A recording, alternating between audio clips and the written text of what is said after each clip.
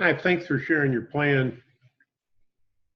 As I'm reading your post here, you want a gradient drop from the pool, where it's flat over here, down to a bayou. And it says down here needs to be 36 inches. Well, that isn't what you ordered, is it? Oh, okay. So I turned just elevation features on. And this one here is a flat region. You got set to 0. Everything in there will be flat. And if you set this down here to minus 36, you should get a gradient drop from here, from 0 to minus 36, and from here, 0 to minus 36. But you shot yourself in the foot with this thing. That's an argument with everything else that's there. See, it's a flat region at minus 96 inches. I'm not quite sure what you were trying to achieve there, but this is an argument with what you said. So I'm going to delete that.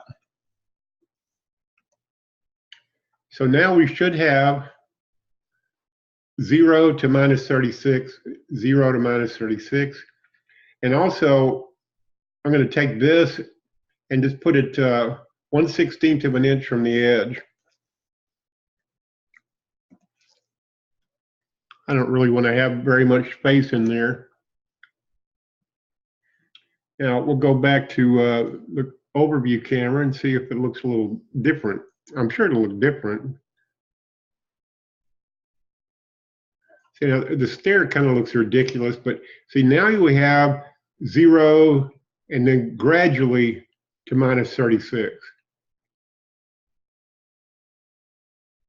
Same thing here, 0, minus 36. And that's what you said that you wanted.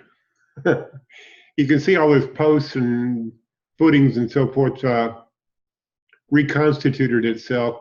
And so based on what you said, this is what you want. And you had it just about right, except one flat region where it didn't make any sense to have one.